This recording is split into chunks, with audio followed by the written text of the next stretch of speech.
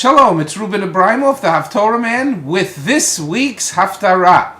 It is from the Parashat Vaeira, and in it you have the Israelites, Bnei Israel, in Egypt, and we are building on the Makot, on the plagues that Moses and Pharaoh are involved with, and eventually the Egyptians are going to be punished for what they did to the Jewish people.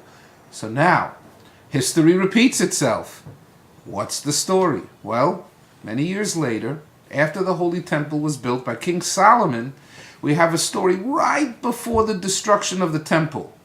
Now first, going to yeshiva, one thinks that you have Egypt finished and done with after the 10th Makkah, and then they get swallowed up in the Yam Suf, and they're done with. Right? Wrong. You see, Shlomo HaMelech married Pharaoh's daughter. Then you have Pharaoh Necho that is marching on a chariot through Israel, conquering cities, and as a matter of fact, one of the kings of Israel, Yoshiyahu, was killed with 300 arrows by Pharaoh Necho. Also, if you look at the iconography from the king Tzidkiyahu, you have on it the iconography of a dung beetle, which is an Egyptian motif. So, you can't get away from these guys. It's not that they were over and done with.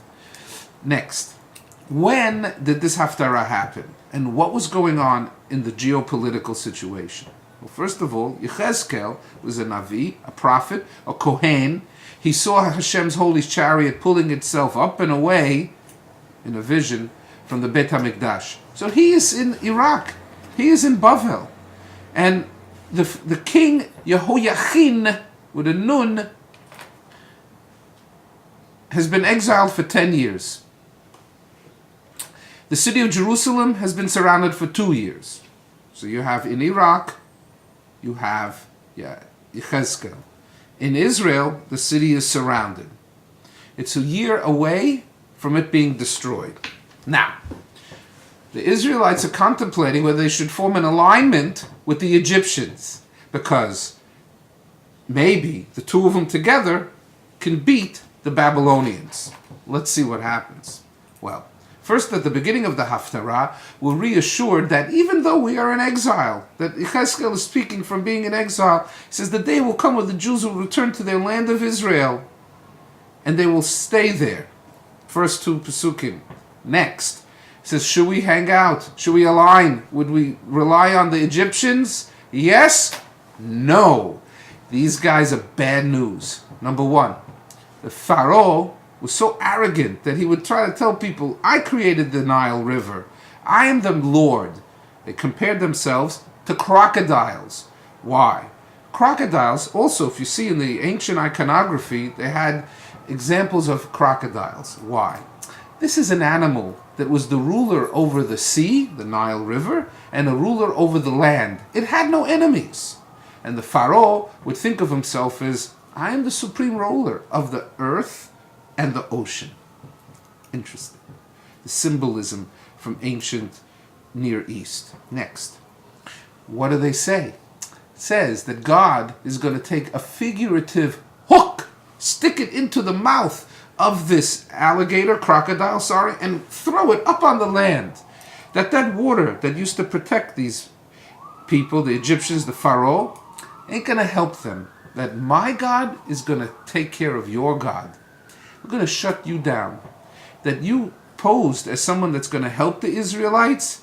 That everybody that sucked up to you, Pharaoh, the parasites on that crocodile, they too are going to die. And this nation of Israel that was considering using you, these little shoots, reeds, that they were going to rely on you, when you put pressure on the situation and you lean into them, it's going to crack. And not only that, it's going to impale you. Not only was it not going to help you, it's going to hurt you, your alliance with the Egyptians. Don't do it. This is what happens. You get the saying, you will have to learn to stand on your own 2 feet yourself. It comes from this Haftara. As a matter of fact, the Egyptians, they're going to be exiled, and for 40 years their land is going to lay fallow. Now what? You have the Haftara concluding with the explanation that there was a threat from Tzor against the north of Israel, the Israelites, and Nebuchadnezzar conquered them, and the Jews were saved from being endangered by them. So God said, now Nebuchadnezzar is going to conquer the Egyptians. So, what is this teaching us? It says, listen, you do not rely on other people. The Jewish people, a Chinese person once told me this, there's 1 billion of us. But you know something? We're like sand. We don't stick together. You Jewish people, you're like cement. You stick together as a community. You help each other. You look out for each other. This is something very important. You don't have to be Jewish. You have to think in a way what's similar, not what's different. You have to be together as a people. Could be a family, could be a religion, whatever it is. You have to communicate oneness and unity.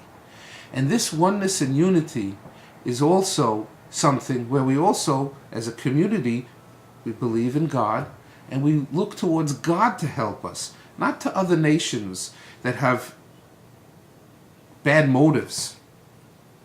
Next, that you have to look at the opportunity to help each other. But these are tough times. Every year, you could watch this video for 10,000 years. It's always a tough time out there in some way, shape, or form. Now, many of us are very successful. We're CEOs, Chief Executive Officers. But also, we're also CEOs. We are people that carry each other. And that each and every one of us, we have to look towards other people and give them their dignity. But if they're having a hard time, we have to help each other out in a humble, quiet, caring, loving way. This is the message for all time, that you rely on yourself, you stand on your own 2 feet, you believe in God, and you stick together like a community in a loving way to help each other out. Shabbat Shalom. Enjoy the Haftara. Thank you.